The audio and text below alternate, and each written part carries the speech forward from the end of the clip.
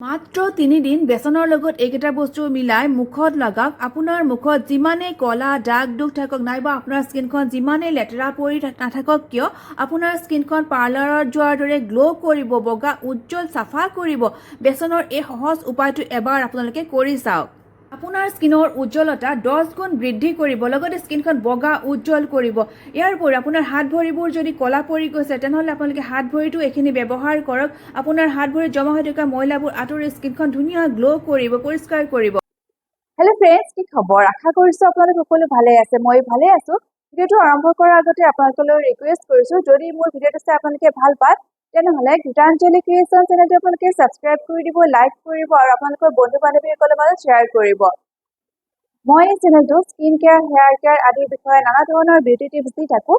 যদি আপোনালোকে এনেকুৱা ধৰণৰ ভিডিঅ'বোৰ চাব বিচাৰে তেনেহ'লে এই চেনেলটো ছাবস্ক্ৰাইব কৰি দিব আৰু লগতে কাষত থকা বেল আইকনটো ক্লিক কৰি দিব, যাতে মই যিবোৰ ভিডিঅ' বনাওঁ সেইবোৰ আপোনালোকে আগতীয়াকৈ চাব পাৰে। আহক তেনেহ'লে দেৰি নকৰি ভিডিঅ'টো আৰম্ভ কৰোঁ। এইখিনি বনাবৰ কাৰণে প্ৰথমতে লাগিব চেনি। মই ইয়াতে 1 চামুচ চেনি লৈছোঁ আৰু চেনি আমাৰ সকলোৰে ঘৰতে থাকে। চেনিয়ে আমাৰ মুখৰ দাগবোৰ পৰিষ্কাৰ কৰাত সহায় কৰে।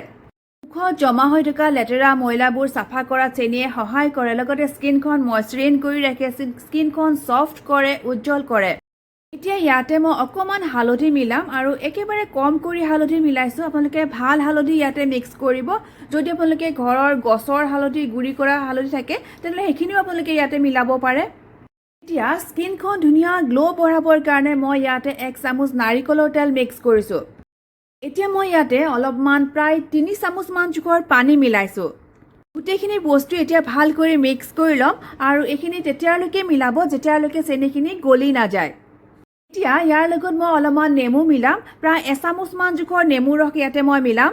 যদি নেমুৰ ৰস ল'ব নিবিচাৰে তেনেহ'লে নেমুৰ ৰসৰ জেগাত আপোনালোকে তিয়ঁহৰ ৰস নাইবা আলুৰ ৰস ব্যৱহাৰ কৰিব পাৰিব। নেক্সট মই ইয়াতে 2 চামুচ বেচন এড কৰিম। বেচনে আমাৰ স্কিনখন পৰিষ্কাৰ কৰিব, স্কিনলৈ এটা ধুনীয়া গ্ল' আনিব। এয়া মই 2 চামুচ বেচন লৈছোঁ আৰু একেবাৰে শেষত মই ইয়াতে 1 চামুচ চাউলৰ গুড়ি মিক্স কৰিম। চাউলৰ গুড়িখিনি আপোনালোকে যিকোনো ধৰণৰ চাউলৰ গুড়ি ব্যৱহাৰ কৰিব পাৰিব, কিন্তু এইখিনি আপোনালোকে ভাল কৰি চালনীৰে চালি লৈ ব্যৱহাৰ কৰিব। এতিয়া গোটেইকেইবিধ বস্তু ভালদৰে মিক্স কৰি ল'ম আৰু বেছি গোটাও নকৰিব, বেছি পনীয়াও নকৰিব। মোৰ এইখিনি অলপ গোটা গোটা যেন লাগিলে, গতিকে মই ইয়াতে আৰু অলপমান পানী এড কৰি ল'লোঁ। ফেচ পেকটো ৰেডি হৈ গৈছে আৰু এইখিনি বনাই আপোনালোকে 5 মিনিটমান সময় ৰাখি থ'ব, যাতে চাউলৰ গুড়ি আৰু বেচনখিনি ভালদৰে ভিজি যায় আৰু লগে লগে ব্যৱহাৰ নকৰিব। এতিয়া এইখিনি কিদৰে মুখত লগাব লাগে মই দেখাই আছোঁ। প্ৰথমতে মুখখন চাফা কৰি ধুই ল'ব। তাৰপিছত ফেচ পেকটো লৈ গোটেই মুখখনতে লাহে লাহে ঘঁহি ঘঁহি ভাল কৰি ফেচ পেকটো লগাই ল'ব। এটা কথা ভাল কৰি লক্ষ্য ৰাখিব যাতে চেনিখিনি ভালদৰে গলি যায়। চেনিখিনি গলি নগ'লে যদি গোটা গোটা হৈ থাকে তেনেহ'লে এইদৰে মুখত ঘঁহি ঘঁহি লগাবৰ সময়ত স্কিনত লাগি যাব। সপ্তাহত 3 দিন আপোনালোকে এই ফেচ পেকটো ব্যৱহাৰ কৰক। গোটেই বছৰটোৱে আপোনালোকৰ স্কিনখন বহুত ধুনীয়া গ্ল' কৰিব, চাফা পৰিষ্কাৰ দেখা হ'ব, উজ্জ্বল বগা লাগিব। কোনো ধৰণৰ দামী ক্ৰীম বা কোনো ফেচিয়েল কৰাৰ আপোনালোকৰ দৰকাৰ নহ'ব। এই ফেচ পেকটোৱে আপোনাৰ স্কিনত স্কাৰ্ভৰ কাম কৰিব। যদি আপোনাৰ স্কিনত ব্লেক হেডছ নাইবা হোৱাইট হেডছ আছে তেনেহ'লে এই ফেচ পেকটোৱে সেইখিনি আঁতৰাই পেলাব। লগতে আপোনাৰ ডেড স্কিনবোৰ আঁতৰাই স্কিনখন ধুনীয়া গ্ল' কৰিব, স্কিনলৈ উজ্জ্বলতা আনিব। আপোনাৰ স্কিনখন যদি লুজ হৈ গৈছে নাইবা স্কিনখন যদি আপোনাৰ সুতুৰা সুতুৰি পৰি গৈছে তেনেহ'লে আপোনাৰ স্কিনখন টাইট কৰাত এই ফেচ পেকটোৱে সহায় কৰিব। অকল মুখতে নহয়, যদি আপোনাৰ হাত ভৰিবোৰ কলা কলা পৰি গৈছে তেনেহ'লে এই ফেচ পেকটো আপোনালোকে হাত ভৰিটো ব্যৱহাৰ কৰিব পাৰিব। এইখিনি ব্যৱহাৰ কৰাৰ পিছত আপোনাৰ হাত ভৰিত জমা হৈ থকা ময়লাবোৰ আঁতৰি যাব, স্কিনখন ধুনীয়া গ্ল' কৰিব, পৰিষ্কাৰ দেখা হ'ব। মোৰ গোটেই মুখখনতে ফেচ পেকটো ভালদৰে লগোৱা হৈ গৈছে আৰু এতিয়া এইখিনি মই 15 মিনিট সময়ৰ কাৰণে এইদৰে শুকাবৰ কাৰণে ৰাখি থ'ম। 15 মিনিট সময়ৰ পিছত কি কৰিব লাগে মই আপোনালোকক দেখাই আছোঁ। ফেচ পেকটো লগোৱা মোৰ 15 মিনিট সময় হৈ গৈছে আৰু 15 মিনিট পিছত এতিয়া মই গোটেই মুখখন খুব লাহে লাহে এইদৰে ঘঁহি ঘঁহি চাফা কৰিম।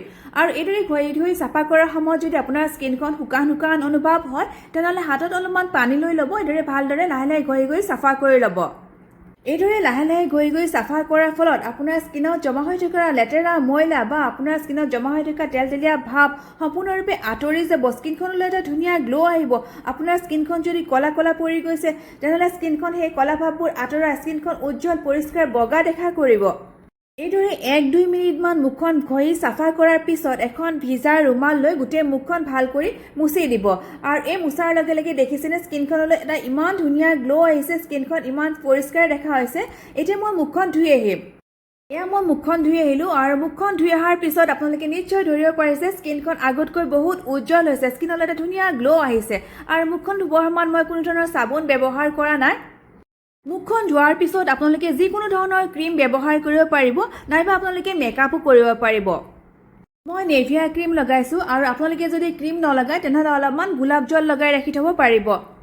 আপোনালোকে এবাৰ ব্যৱহাৰ কৰি চাওক আৰু ব্যৱহাৰ কৰি কেনেকুৱা ৰিজাল্ট পায় মোক জনাব। আশা কৰিছোঁ ভিডিঅ'টো চাই আপোনালোকে ভাল পাব আৰু ভিডিঅ'টো চাই যদি আপোনালোকে ভাল পায় তেনেহ'লে গীতাঞ্জলি ক্ৰিয়েশ্যন চেনেলটো আপোনালোকে ছাবস্ক্ৰাইব কৰি দিব, লাইক কৰিব আৰু আপোনালোকৰ বন্ধু বান্ধৱীসকলৰ মাজত শ্বেয়াৰ কৰিব। আজিলৈকে ইমানেই, নতুন এটা ভিডিঅ' লৈ আপোনালোকৰ ওচৰত পুনৰ লগ পাম।